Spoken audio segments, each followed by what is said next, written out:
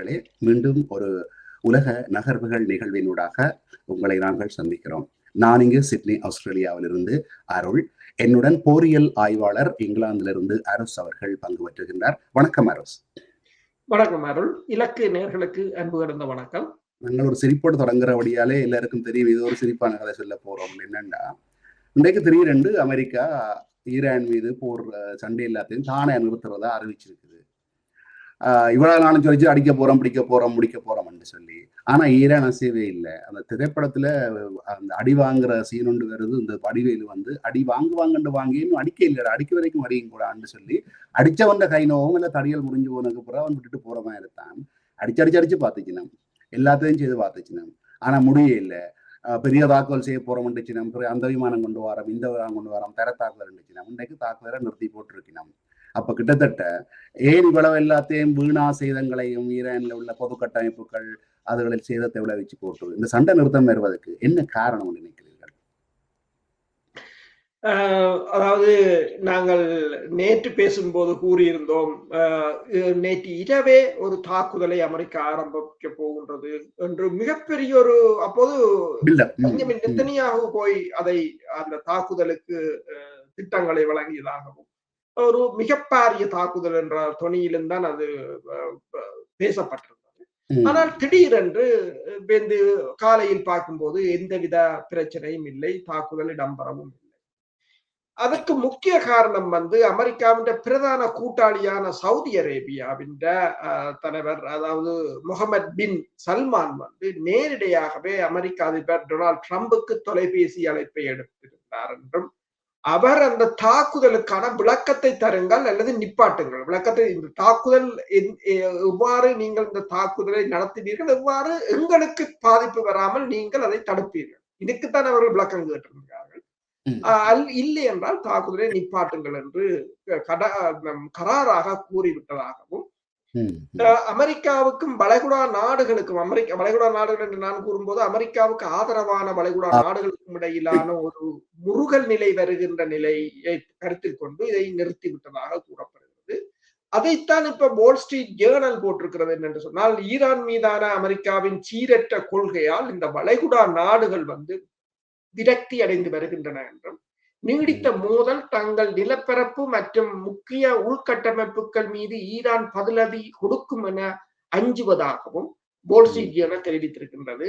அதே நேரம் வலுவான அமெரிக்க பாதுகாப்பு உத்தரவாதங்களை கோரும் இந்த நாடுகள் வலுவான பாதுகாப்பு உத்தரவாதங்களை கோருகின்றது. ஆனால் இப்ப இன்னொரு பேப்பர் என்ன போட்டிருக்கோம் சொன்னால், அமெரிக்காவுக்கும் பெட்ரியாட் ஏவுகணை தேவை, தாட் ஏவுகணை தேவை, இஸ்ரேலுக்கும் பெட்ரியாட் ஏவுகணை தேவை, தாட் ஏவுகணை தேவை, உக்ரைனுக்கும் பெட்ரியாட் ஏவுகணை தேவை, தாட் ஏவுகணை தேவை, வளைகுடா நாடுகள்ல அத்தனைக்கும் தேவை என்றால் எங்க போறது என்ற ஒரு கேள்வியை போட்டிருக்கிறாங்க. இப்ப இவர்களும் கேட்கிறாங்க, வலுவான அமெரிக்க பாதுகாப்பு உத்தரவாதங்களை கோரும் அதே வேளையில் ராஜதந்திரத்துக்கும் பதற்றத்தை தணிப்பதற்கும் முன்னுரிமை அளிக்குமாறு சவுதி அரேபியா ட்ரம்பை வலியுறுத்துகிறது என்றும், இருப்பினும் கடுமையான அமெரிக்க ராணுவ நடவடிக்கை மட்டுமே ஈரானை ஒரு சமரசத்துக்கு கொண்டு வரும் என்று இந்த ஐக்கிய அரபு அமீரகம் UAE நம்புகிறது என்று சொல்லியும், இது இந்த நெருக்கடியை எவ்வாறு கையாள்வது என்பது குறித்து வளைகுடா நாடுகளின் தலைநகரங்களில் வளர்ந்து வரும் பிளவுகளை காட்டுவதாகவும் கூறியிருக்கின்றது. ட்ரம்பின் பலவீனங்கள் குறித்து ஈரானிய அதிகாரிகள் நன்கு அறிந்துள்ளனர் என்றும், தேவைப்பட்டால் அவற்றை பயன்படுத்திக் கொள்ளவும் அவர்கள் தயாராக உள்ளனர் என்றும், அமெரிக்கா தாக்குதல் நடத்தாத பட்சத்திலும் முன்கூட்டிய தாக்குதலை நடத்துவது குறித்த ஈரானிய புரட்சிகர படையினர், அதாவது IRGC பரிசீலித்து வருவதாகவும் ராஜதந்திரி ஒருவர் தெரிவித்ததாகவும் கூறியிருக்கிறார்.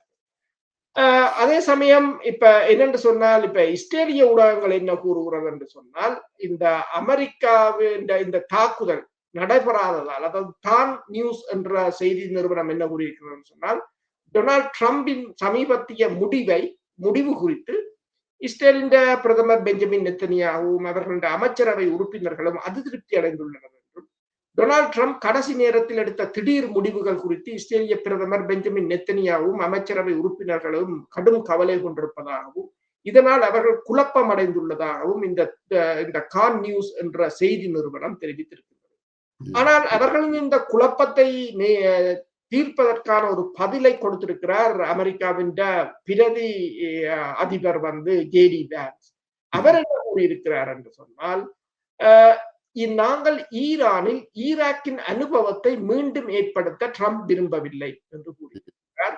ஈரானுக்குள் பெருமளவிலான தரப்படையை அனுப்பும் சூழலை அவர் நிராகரித்திருப்பதாகவும், வான்ஸ் என்ன கூறுகிறார் என்று சொன்னால், டொனால்ட் ட்ரம்பை பொறுத்தவரையில் அவர் ஜோர்ஜ் டபிள்யூ புஷ் போன்றவர் அல்ல என்றும், சிலர் எச்சரிக்கும் அந்த சேற்று குழிக்குள் நாங்கள் சிக்குவதற்கு தயாராக இல்லை என்று சொல்லியும், அமெரிக்கா அங்கு பல லட்சம் படையினரை அனுப்பி மீண்டும் ஈராக்கை போல் ஒரு நீண்ட போருக்குள் சிக்க விரும்பவில்லை என்றும் அவர்கள் கூறியிருக்கிறார்கள்.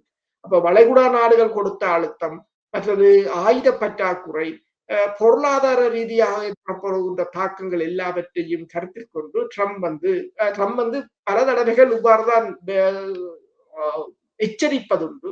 ஆனால் இறுதி நேரத்தில் அவர் தனது முடிவை மாற்றி விடுவார். அதுதான் அந்த பிரச்சனை. இதனுடைய இந்த ஏஐ சொல்லி இருக்கின்றது. ஏஐயிடம் கேட்டிருக்கிறார்கள் இந்த கேள்வி, ட்ரம்பின் தற்போதைய நிலைமை. அப்ப ஏஐ குரூப்ஸ் என்ன சொல்லி இருக்கிறது என்று சொன்னால், ட்ரம்ப் இப்ப மட்டும் இல்ல, இத மாதிரி 10 தடவை இப்படி தாக்குதல் நடத்துறேன்னு சொல்லி பின்வாங்கி இருக்கிறார் என்று அந்த தகவலை கொடுத்திருக்கிறார். இறுதி எச்சரிக்கை என்று ஒரு 27 தடவை சொன்ன மாதிரி நல்ல விடயம். இப்ப என்ன வேண்டா, இப்ப முக்கியமா இந்த தாக்குதல் நேற்று பெரிய மிகவும் மும்முரமாக தாக்குவோம் என்று கூறியவர்கள் திடீரென்று இந்த யூடியூன் அடித்தண்ட மாதிரி திடீரென்று மாறினமா இருக்குது. அதுல நான் கேட்கிற கேள்வி என்னென்னா, அதுவாக இருக்குமான்னு எனக்கு ஒரு சந்தேகம் வருது. என்னென்னா, நாங்கள் இனி ஈரான்ல உள்ள அனைத்து மின் உற்பத்தி நிலையங்களையும் தகர்ப்போம் என்று சொல்லி அதற்கு எப்பொழுதும் அறிவாளிகளின் பதில்கள் அழகாக இருக்கும். ஈரான் என்ன சொல்லிச்சுதுன்னா, நாங்களும் விகிதாசார அடிப்படையில் பதில் தாக்குதல் நடத்துவோம், நீ கொடுத்ததை திருப்பி கொடுப்போம், சரியா? அவ்வளவுதான். அதாவது என்னன்னா, நீ 2 கடிச்சேன், அப்ப எங்கே அடிப்பினவன்டா சவுதி அரேபியாவை கடிக்கலாம், யுஏஇ கடிக்கலாம், துபாயோ அபுதாபி கடிக்கலாம், கத்தாரு கடிக்கலாம், குவைட்டு கடிக்கலாம், ஜோர்தானு கடிக்கலாம். அப்ப அவங்களுக்கும் யோசிச்சு பாருங்க. இப்ப எங்களை போல இலங்கை உள்ள நாடுல ஒரு நாளைக்கு மின்சாரம் இல்லைன்னா நாங்க ரோட்ல கூட படுத்துட்டு போகலாம். குளிர்காலங்கள்ல அல்லது வெப்ப காலங்கள்ல அவங்க 40-45 டிகிரி போயிருக்குல்ல, ஏசி இல்லைன்னா அவங்க வீட்டுல படுக்கவே இல்லை. அப்ப அங்கத்தைய நாட்டுக்கு பதிலாக இவங்க தாக்கினா என்ன நடக்கும் என்ற பயத்திலாம் இப்ப சவுதி அரேபியா அழுத்தம் கொடுத்திருக்கு போட அமெரிக்காவுக்கு. மற்ற நாடுகளும் சேர்ந்து இப்ப ஒரு முன்னணிக்கு வருகிறார்கள் என்ற கேள்வியும் வருகிறது. இது காரணமாக இருக்கும் நினைக்கிறீர்களா? இந்த பக்கத்து நாடுகள் பயந்துதான் அழுத்தம் கொடுத்திருப்பார்கள் என்றது உண்மைதான். இப்ப நீங்கள் பார்த்தீங்கன்னு சொன்னால், சவுதி அரேபியாவும் ஈரான் வெளிவிவகார அமைச்சரும் இன்று பேசியிருக்கிறார்கள். அதே நேரம் கட்டாரும் எகிப்தும் இன்று பேசியிருக்கிறார்கள். இவர்கள் 2 பேரும் என்ன பேசிக்கிறாங்கன்னா, மோதலை தணிவுக்கு கொண்டு வருவது. என்னன்னா, எகிப்தின் துறைமுகத்தில் இருக்கிற கப்பலும் அடிக்கப்பட்டிருக்கிறது. அப்ப சுயஸ் கால்வாயும் இனிமேல் பாதுகாப்பானது அல்ல, ஹோமூஸ் நீரிணையும் பாதுகாப்பானது அல்ல, செங்கடலும் பாதுகாப்பானது அல்ல என்றால் முற்று முழுதாக ஒரு முடக்க நிலைக்கு வந்துவிட்டது. சவுதி அரேபியாவை பொறுத்தவரையில் பெருமளவில் அவர்கள் இப்போதும் எண்ணெயை நம்பி இருக்கிறார்கள்.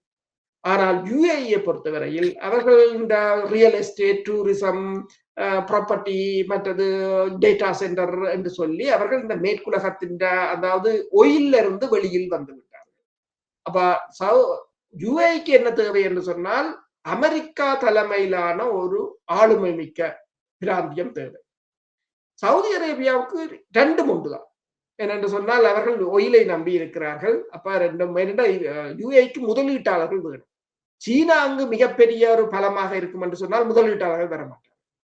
சவுதியை பொறுத்தவரையில் எண்ணெய் வியாபாரத்தால் இப்போதைக்கு தக்க வைக்கலாம் என்றபடியால் சவுதி அரேபியா இப்போதைக்கு அதை விரும்புகிறது. நீங்கள் சொன்னது போலதான் ஈரான் முன்னே போல இல்லை. பதிலுக்கு பதில் தாக்க. நீங்கள் 2 கப்பலை அடித்தால் நாங்கள் 2 கப்பலை அடிப்போம், நீங்கள் 2 எரிசக்தி நிலையங்களை அடித்தால் நாங்கள் 2 எரிசக்தி நிலையங்களை அடிப்போம். அது பக்கத்து நாடுகள் என்றாலும் பரவாயில்லை, அவர்கள் அடிக்கிறார்கள் என்று சொன்னால் அவர்கள் கூறுகின்ற ஒரே ஒரு விடயம், நாங்கள் நேற்று கூட பேசியிருந்தோம், கட்டாரின் அமைச்சர்கள் உருக்கமான வேண்டுகோளை ஈரானிடம் விடுத்திருந்தார் என்று பேசியிருந்தோம். அவர்களின் வாதம் என்னென்று சொன்னால், நீங்கள் உங்கள் நாட்டில் இந்த அமெரிக்காவின் தளங்களை அனுமதிப்பது வைத்திருந்தால் நீங்கள் தாக்கப்படுவீர்கள். ஏனென்று சொன்னால், எங்களை அடிப்பது அமெரிக்கா, அப்ப அமெரிக்கான தளங்கள் எங்க இருக்கு? பக்கத்துல உங்களோட நாடுல இருக்குது. அப்ப அதைத்தான் அடிப்போம் என்றபடி என்றால் இவர்களுக்கும் ஐக்கிய நாடுகள் சபையில் கூட சென்று முறையிட முடியாது. அடுத்து அமெரிக்காவும் என்ன செய்கிறது? ஈரான் ராணுவ தளத்தை தாக்கினால் அவர்கள் ராணுவ தளத்தை தாக்கலாம், அது வேறு விடயம். நீங்களும் உட்கட்டுமானங்களைத்தான் தாக்கலாம், பாலங்கள் பிரிட்ஜுகளை தாக்குகிறீர்கள், தண்ணீர் சுத்திகரிப்பு நிலையங்களை தாக்குகிறீர்கள். இப்ப ஈரான் கிட்டத்தட்ட ஒரு 60% தான் இந்த கடல் நீரை நன்னீராக்கும் திட்டத்துல தங்கி இருக்கிறது. இப்ப குவைத் எல்லாம் 90%. அப்ப சவுதி அரேபியா அவர்கள் அடுத்ததாக எரிசக்தி நீங்கள் கூறியது போல இந்த மின் நிலையங்கள் அடிக்கப்பட்டால் அங்கு ஏசி இல்லாமல் இருக்கவே முடியாத ஒரு நிலையாக. அடுத்தது டேட்டா சென்டராக இருக்கலாம், தொழில்துறை, மற்றது முதலீட்டாளர்கள் தப்பி ஓடிவிட்டால் பேந்து வர மாட்டார்கள். இலங்கையிலும் இதுதான் நடந்தது. ஏஆர் இந்தியாவை விட முதலில் திறந்த பொருளாதார கொள்கைகள் வந்தது இலங்கை. வெளிநாட்டு முதலீட்டாளர்களை அதிகம் ஒரு சிங்கப்பூராக மாறும் என்று எதிர்பார்த்தது என்றால் இலங்கை அந்த கொள்கைக்குள் வந்தது. ஆனால் போர் அங்கிருந்த முதலீட்டாளர்கள் தப்பி மலேசியா, தாய்லாந்து, வியட்நாம் என்று போய் செட்டில் ஆகிவிட்டார். பிறகு திரும்பி வர மாட்டார்கள் என்று அவர்கள் அங்கு பழக்கமாகிவிட்டார். அதே ஒரு நிலைமை இனி முதலீட்டாளர்கள் இந்த போர் இப்ப ஏற்கனவே 6வது மாதத்துக்கு வந்து விட்டது. இன்னும் ஒரு 5 மாசம் என்று சொன்னால் அவங்களுக்கு பில்லியன் கணக்கில் போடைக்கு ஒவ்வொரு மாதமும் வட்டியை யோசிப்பார்கள், எவ்வளவு வட்டி, எவ்வளவு லாஸ்ட். மற்றது சில பேர் இப்ப யோசிப்பாங்க போட்ட முதலீட்டை எடுக்கலாமோ தெரியாது. இப்ப யோசிச்சு பாருங்க, புஜ் கலிஃபான்கின்ற அந்த ஹோட்டல்ல ஒரு நாளைக்கு $2750 இலங்கை காசுக்கு 7 லட்சம் 8 லட்சம் ரூபாய் ஒரு நாள் தங்குறது. அவ்வளவு சும்மா மூடப்பட்டு கிடக்குதுன்றாலும் இவ்வளவு வருமான இழப்பு. அப்படி எத்தனை ஹோட்டல்கள் இருக்கின்றன, எத்தனை இப்ப சொந்த நாட்டுக்காரனே தெருவில் காரை விட்டுட்டு நாயை கட்டி போட்டும் நாய்க்கு சாப்பாடு வைக்கணும் போட்டு வெளிநாட்டுக்கு ஓடுறாங்க. சொல்லுங்க, தொடர்ந்து சொல்லுங்க. உண்மைதான். பலர் இப்ப துபாயை பொறுத்தவரை கூட பெருமளவானவர்கள் வெளிநாட்டவர்கள் தான் அங்கு ப்ராப்பர்ட்டிகளை வாங்கி அப்படி 60% வெளிநாட்டவர்களாம். இனி அவர்கள் என்ன செய்வார்? அதை விட்டு போட்டு தங்கள் நாட்டில் வாங்கலாம் என்றுதான் யோசிப்பார்கள். டாக்ஸ் ஃப்ரீ என்று அப்படி எவ்வளவோ சலுகைகளை போட்டு கொண்டு போனாலும் இனி அங்கு பாதுகாப்பு இல்லை என்று சொன்னால் எல்லோரும் எல்லாம் அங்கிருந்து வெளியேற முற்படுவார்கள். எனவேதான் இப்ப ஒரு மாதத்துக்கு முதல் பேசியிருந்தார்கள், அடுத்த துபாயாக கொழும்புதான் மாறும் என்று. ஏனென்று சொன்னால் இனி அங்கிருந்து வெளியேறுபவர்கள் இப்போது கொழும்பை நோக்கி இந்த சீரா கட்டுகின்ற போர்ட் சிட்டியாக இருக்கலாம், அதற்குள் தான் போவார்கள் என்று கூறியிருந்தார்கள். என்றால் அவர்கள் தங்கள் இப்ப நாங்கள் கூட எங்களிடம் இருக்கிற பணத்தை கொண்டு போய் இப்படி ஒரு ரிஸ்கான இடத்துல முதலீடு செய்ய போவதில்லை, யாரும் செய்ய நியாயமான ஒரு காரணம் இருக்கு. என்னன்னா இப்படி யுத்தங்களால இலங்கைக்கு எதுவுமே பிரச்சனை, யுத்தம் முடிஞ்சது, யுத்தங்களால அயல் நாட்டு சண்டைகளால பிரச்சனை வர போறது இல்லை. உறுதியற்ற பொருளாதாரம்னா அந்த நேரத்துல அவங்க தப்பிச்சு கொள்வாங்களே தவிர அவங்களோட முதலீட்டுக்கு நட்டம் வராது. உண்மைதான், நம்ப கூடும். உண்மைதான். அப்ப இவ்வாறான நிலைமை இப்போது ஈரானில் இன்னொன்று என்று சொன்னால், இப்ப ஈரான் உங்களுக்கு தெரியும், அண்மையில் இந்த கடந்த மார்ச் மாதம் ஈராக்கில் வைத்து அமெரிக்காவின் டேங்கர் விமானத்தை தாக்கியிருந்தார்கள், KC-135. அது இன்னொரு விமானம் சேதமடைந்ததாக கூறப்பட்டது. அதை யாரும் அந்த சேதத்தை இஸ்ரேல் வெளியிடவில்லை, அமெரிக்காவும் வெளியிடவில்லை. இப்போது கூறியிருக்கிறார்கள் பென் கொரியர் விமான நிலையத்தில் இருந்து அந்த விமானம் 4 மாதங்களுக்கு பிறகு அந்த திருத்தம் செய்யப்பட்டு இப்போது அங்கிருந்து புறப்பட்டு சென்றிருப்பதாக கூறியிருக்கிறார்கள்.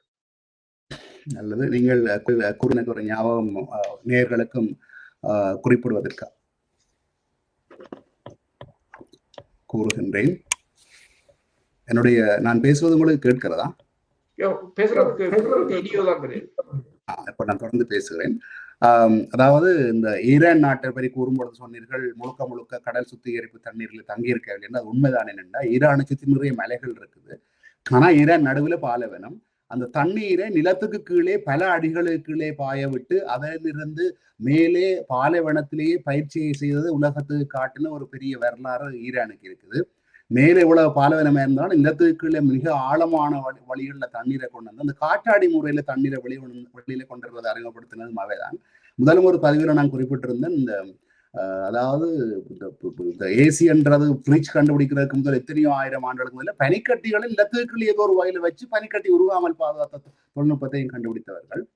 ஆகவே மற்ற நாடுகள் பாதிக்கப்படுவது போல ஈரான் பாதிக்கப்படாது. ஆனா ஈரான்ல அடிச்சதுக்கு பதிலாக நீங்கள் தெளிவாக சொன்னீர்கள், மற்ற நாடுகளில் இதே மாதிரியான இன்ஃப்ராஸ்ட்ரக்சர்கள், இந்த மின்சார உற்பத்தி நிலையங்கள் தாக்கப்பட்டால் மத்திய கிழக்கு நாடு தாங்காது. ஆகவே அவர்கள் அதை கேட்டது நியாயம். இந்த இடத்துல இப்ப இன்னொரு கேள்வியை முன்வைக்கிறேன். இந்த அமெரிக்கா கொண்டு வந்த சமாதான ஒப்பந்தம் நிறுத்தினது தங்களுக்கு தெரியாது, தங்களுக்கு சொல்லாமலே ஊடகத்தில் அறிவிச்சிருக்காரு. இப்ப இஸ்ரேல் குறைபட்டு கொண்டு நிற்குது. நினைக்கிறேன் இஸ்ரேல் பிரதமர் நெத்தன்யாஹூ அமெரிக்காவுக்கு போன இடத்துல திருப்பவும் திரி வைக்கிறேன்னு சொல்வார்கள், எல்லாம் தூண்டி விட்டு வந்திருக்கிறார். ஆனா இங்க வந்து பார்த்தா இப்ப யுத்தம் நடக்கும்னு பார்த்தா அது நடக்க இல்லை என்ற அதிருப்தியை தெரிவிச்சிருக்கிறார்கள். அதுக்கு அதை பற்றி கொஞ்சம் குறிப்பிடுங்க. உண்மைதான். நேற்று வந்து இஸ்ரேல் மிக பெரும் தாக்குதலை அமெரிக்கா நடத்தினார். அந்த தாக்குதலில் வந்து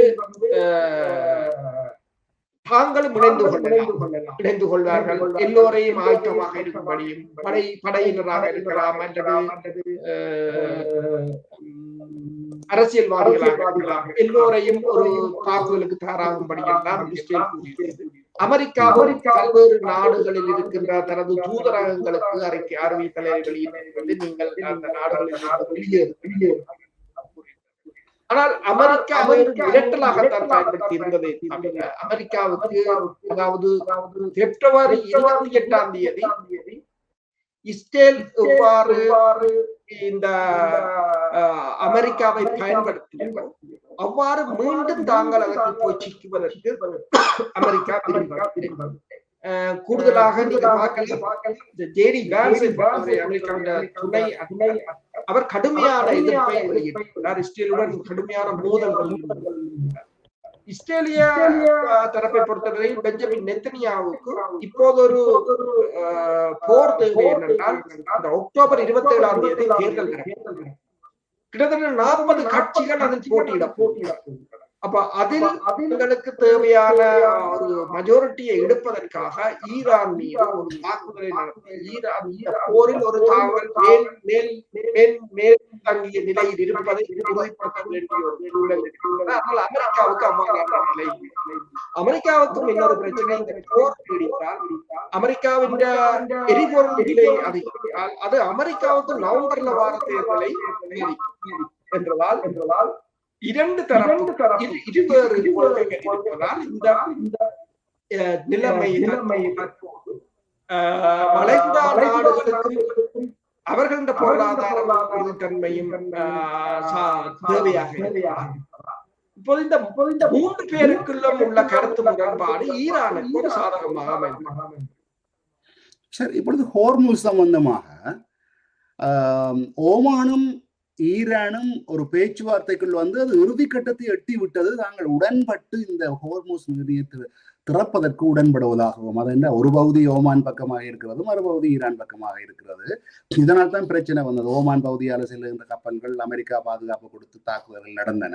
இறுதி கட்டத்துக்கு வந்ததை 2 பகுதியும் ஒப்புக்கொண்டிருக்கிறார்கள் என்றபடியால் இப்ப அமெரிக்காவின் நிலைமை இதுக்குள்ளே என்ன? இப்ப நாங்கள் அடிபட்ட 2 பேரும் அண்ணன் தம்பி சேர்ந்துட்டோம் என்று சொன்னா இடையில உள்ளவற்ற நிலைமை தானே அமெரிக்கா. அதுக்கு பிறகு இடையில வந்து பூந்து தானும் பாதுகாப்பு கொடுக்குறோம், அல்லது 2 நாட்டுக்கும் எதிராக அனுப்பி நிற்குமா, அல்லது என்ன நடக்க போறது இந்த ஹோர்முஸுக்கு? அதை கூறுவதற்கு முதல் இன்னொரு தகவல் இருக்கிறது. இந்த ஈரான்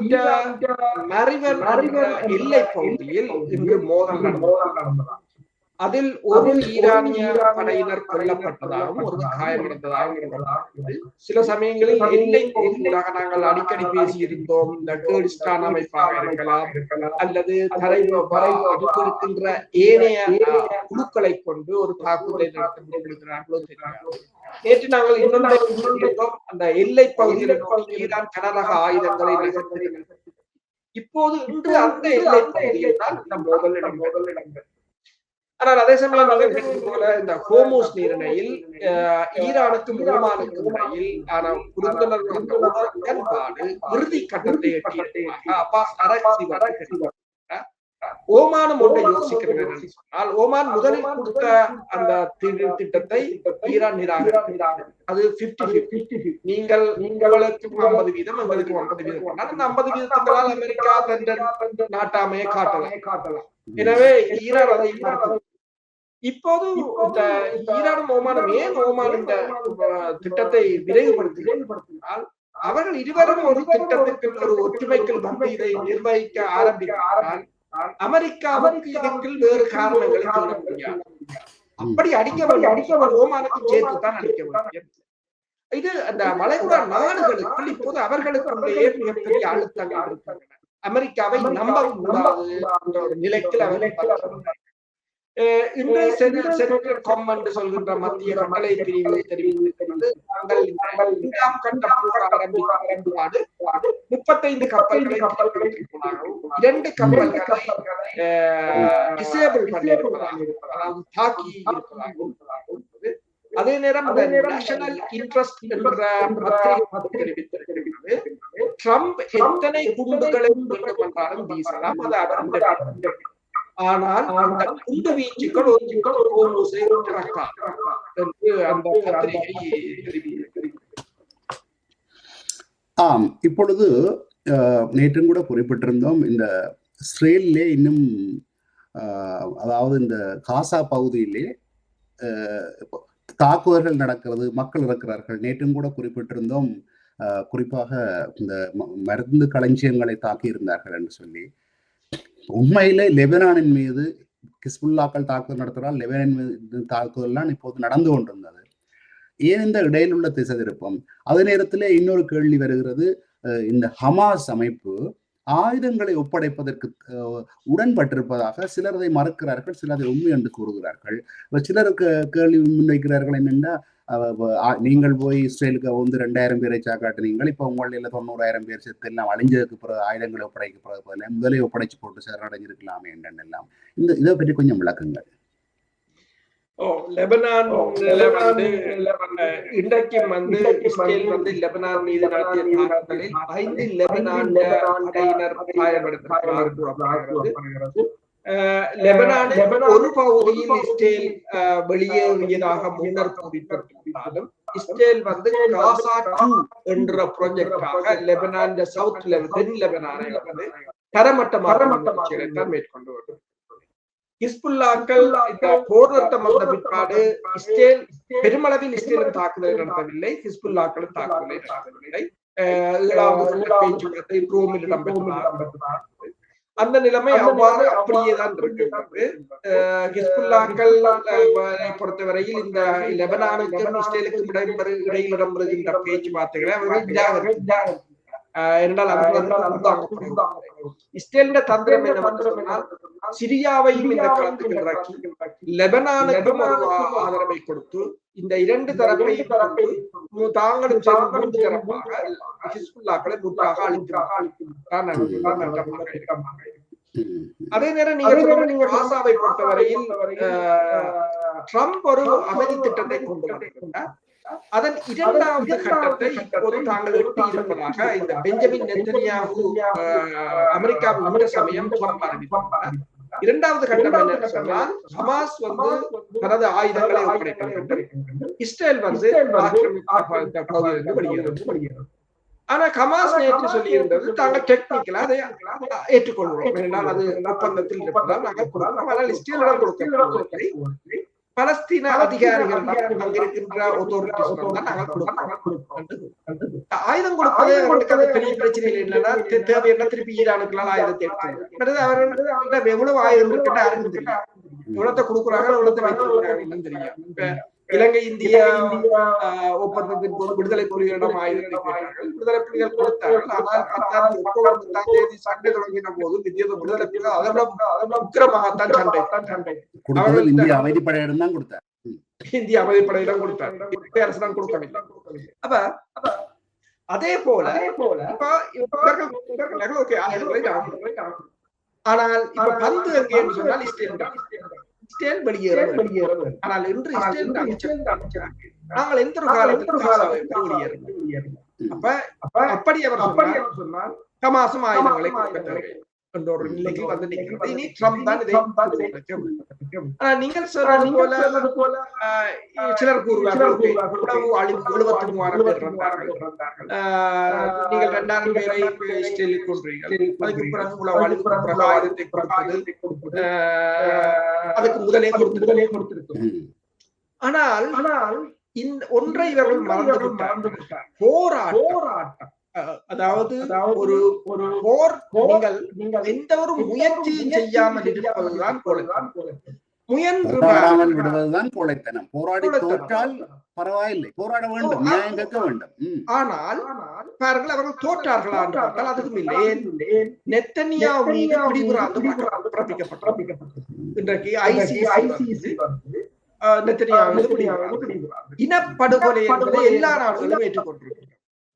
அடுத்ததாக ICJ இன்று இனப்படுகொலை என்பதை நிரூபித்துக் கொண்டிருக்கிறது.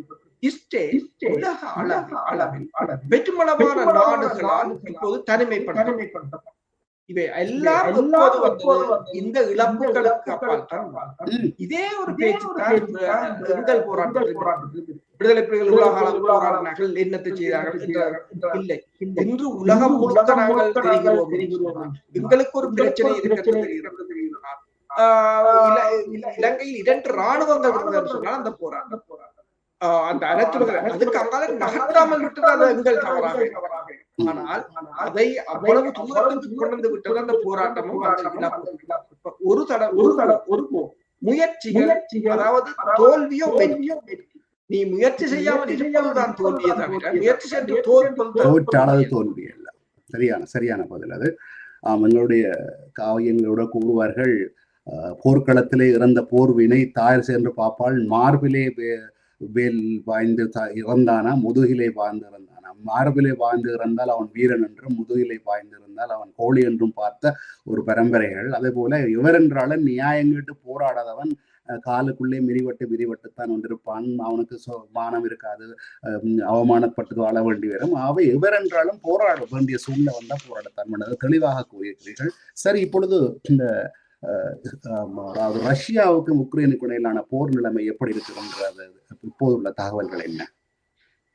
இரவோடு இரவாக ரஷ்யா முழுவதும் உக்ரைன் ஆளில்லாத விமானங்கள் பல இலக்குகளை தாக்கியிருக்கின்றன. அவற்றில் இந்த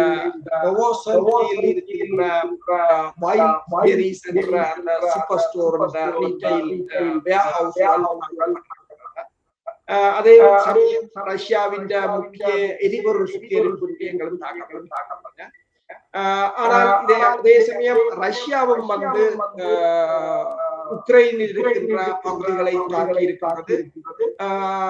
அது மட்டுமல்லாது உக்ரைன் விநியோக பாதைகளை ரஷ்யா முடக்கி இருக்கிறது.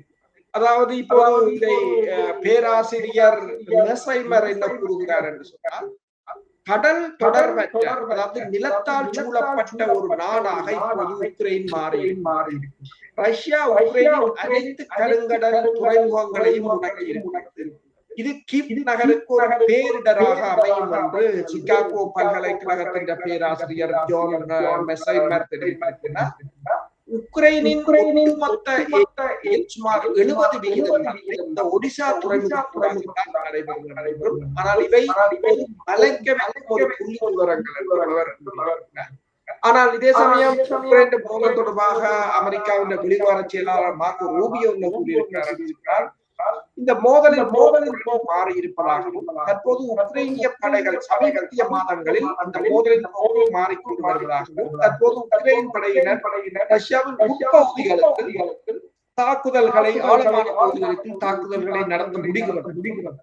இது போரை ரஷ்ய மக்களுக்கு அருகில் கொண்டு சென்று, எனவே இது மாற்றி ரஷ்யாவை ஒரு பேச்சு அழைத்து வரும் என்று சொன்னால், மறைமுகமாக பார்த்தால் இவர்கள் தான் அந்த தாக்குதலுக்கு பின்புலமாக இருக்கிறார்கள். அது ரஷ்யாவுக்கும் இப்போது ஆய்வாளர்கள் சொன்னால் அடுத்த கட்டமாக ரஷ்யா போர் நேட்டோவுக்கு ரஷ்யாவுக்கு இடையிலான போராக மாறக்கூடிய ஒரு நிலையே நல்லது. இன்றைய இந்த நிகழ்வை நிறைவு செய்ய முன்னர் ஒரு சின்ன கருத்தொன்றை நேயர்களுக்காக பரிமாறிக்கொள்ள விரும்புகிறேன். சிலர் இந்த கருத்திலே கூறுகின்ற பொழுது நான் இடைமறைத்து கேள்வி கேட்பதாகவும் என்று கேட்கிறார்கள். உண்மையிலே ஒரு இன்டர்வியூவர், நேர்முகல் காணுவர் என்றால் ஒரு 5 கேள்விகளை நீங்கள் ஒரு ரோபோ என்கின்ற கொடுத்து விட்டாலே ஒவ்வொரு கேள்வியையும் கேட்டுக்கொண்டிருக்கும். நெறியாளர் என்றால் ஒரு பொறுப்புடன் அந்த நிகழ்வை நகர்த்தி செல்ல வேண்டும். இடையிலே தேவைப்பட்ட தகவல்கள் ஏதாவது எடுக்க வேண்டும் என்றால், இப்ப நீங்கள் கூறினீர்கள் எந்த கேள்வி என்றாலும் என்னிடம் கேட்கலாம் என்ற அளவுக்கு நீங்கள் தகவல்களை வைத்திருக்கிறீர்கள். மேலதிக தகவல்களை பெறுவதற்கும் ஏதாவது வரலாற்றுடன் இணைப்பதற்காகவும் தான் நான் இடையிலே சில தகவல்களை தகவல்களை சேர்க்கிறேன், வரலாற்றுடன் கொண்டு செல்கிறேன். ஏனென்றா ஒரு தகவல் ஒரு போகைக்குள்ள கடந்த காலம் இப்பத்தைய காலம் என்று சில வரலாறுடன் சேர்ந்து போறது அல்லது கேள்வியில இடையில நிப்பாட்டி இந்த இன்னும் மேலதிக தகவல்கள் வர்றதெல்லாம் உங்களோட தகவல் மேலும் வர்றதுக்காகத்தான் நான் அப்படி செய்கிறேனே தவிர மற்றும்படி நான் அந்த இடையில குறிப்பிடுவதாக அல்ல. அவ்வாறு கேள்வி கேட்பதன் மூலம் மேலும் மேலும் உங்களுக்கு தேவைப்பட்ட சில தகவல்கள், தவறவிடப்பட்ட தகவல்கள் வருகின்றன. நானும் கிட்டத்தட்ட 2004ஆம் ஆண்டிலிருந்து அரசியல் ஆய்வு செய்து கொண்டிருந்தேன். இங்கே ஆஸ்திரேலியாவிலே வானொலிகளிலும் தொலைக்காட்சியிலும் வெளிச்சம் என்கின்ற ஒரு நிகழ்வு நான் இங்கு ஆரம்பித்த நிகழ்வு தான். இந்த ஐரோப்பா நாடுகளிலே நீங்கள் பிறகு வெளிச்சம் என்ற பேரிலே தரிசனம் தொலைக்காட்சியிலும், புதிய வெளிச்சம் என்ற பேரிலே நான் நினைக்கிறேன் தீபம் தொலைக்காட்சி, பிறகு இந்த ஐபிசியிலையும் வந்து நினைக்கிறேன். அது என்னுடைய நிகழ்வு தான் பிறகு தொடர்ந்தது. நான் இடைக்காலத்திலே கொஞ்சம் ஆஸ்திரேலியாவில் உள்ள தமிழ் உடைப்பு கூட்டுத்தானத்துடன் நிறுத்தி இருந்தேன். இப்பொழுது நானும் இந்த நாட்டுக்கும் அல்லது மக்களுக்கு எதுவும் தகவல் கொடுக்கலாம் இல்லை எதுவும் செய்யலாம் என்பதற்காகத்தான் இந்த நிகழ்வுக்கு வந்திருக்கிறேன். நானும் அரசும் உடன்பட்டதன்படி ஒரு ஆரம்பத்திலே தகவலாகவும் இடையிலே ஒரு கலந்துரையாடலாகவும் போவோம் என்றுடையத்தான் அப்படி செய்து கொண்டிருக்கிறோம். அதனால் இந்த நிகழ்வு இப்படித்தான் தொடரும் என்பது நான் கூறி வைக்க விரும்புகிறேன். இதுல எனக்கு எல்லாம் தெரியும் என்றதை சொல்ல வர்றதுக்காகவோ அல்லது நான் இதுல அரசுக்கு மேல நான் தகவல் தெரிஞ்சு நான் காட்டிக்கொள்றதுக்காக அல்ல, 2 பேரும் உடன்பட்டுத்தான் செய்கிறோம். உங்களோட கருத்தையும் இருக்கா கூடி அரசு இந்த நிகழ்ச்சி தொடர்ல சம்பந்தமாக நேர்களுக்கு உண்மைதான். இது என்ன சொன்னால் ஒரு கலந்துரையாடலாகத்தான் நாங்கள் இதை செய்ய விரும்புகிறோம். என்றால் அவர்களை பொறுத்தவரையிலும் அதிக அளவான வரலாற்று தகவல்கள் அவர்கள். அப்ப நான் சொல்கின்ற தற்போதைய கருத்து, நான் தற்போதைய களநிலைமையை சொல்லும்போது அவரிடமிருந்து வரலாற்று தகவல் வரும்போது இரண்டும் பலரை கவர்ந்திருக்கிறது. உண்மையில் என்னுடன் பேசியவர்கள் பலர் சொன்னார்கள், உண்மையில் தற்போது செய்கின்ற இந்த நிகழ்ச்சிகள் தங்களை பெருமளவை கவர்ந்திருக்கின்றது. 2 பேரும் ஈக்குவலா நீங்கள் கவனிக்கிறீர்கள். அதுதான் உண்மையான ஒரு கலந்துரையாடலுக்கு சிறப்பாக இருப்பார்களால் எனக்கும் மகிழ்ச்சியா. உங்களுடைய நேரம் எனக்கு காலையில 7:30 மணிக்கு நிகழ்வாக இருந்தாலும் நான் 3 மணி 4 மணி 4:30 கிளம்பி 2 மணி தியாலங்கள் தயார்படுத்தி இப்போதைய தகவல்களை சொல்ல உடனே நீங்கள் சொல்லும் தகவல்களுக்கு நான் உங்களோட கலந்துரையாடித்தான் தொடங்குகிறோம் என்ற வகையிலே நாங்கள் சில நேரத்தை செலவழித்து உங்களுக்கு தகவல் தருவதற்காகத்தான். ஆக இதுல யாரும் நான் இடையில குறுக்கிடுகிறேன் அல்லது உங்களுக்கு வருகின்ற செய்திகளை நிப்பாட்டுன்னு நினைக்கக்கூடாது. அரசிடமிருந்து வரக்கூடிய தகவல்கள் வந்தேதான் ஆகும். ஆனால் அதுல மேலது தகவல்கள் வருவதற்காக சில கேள்விகளை போட்டுக் கொண்டிருப்பேன். இது ஒரு கலந்துரையாடல் மாதிரியாகத்தான் செல்லும் என்பதையும் உங்களுக்கு கூறி வைக்க விரும்புகிறேன். புரிந்து கொள்வீர்கள் என்ற நம்பிக்கையில் இன்றைய நிகழ்வில் இருந்து இன்று விடைபெறுகின்றோம். மீண்டும் ஒரு நிகழ்ச்சியில் சந்திக்கும் வரை உங்களிடம் விடைபெறுகின்றோம். நன்றி, வணக்கம். நன்றி, வணக்கம்.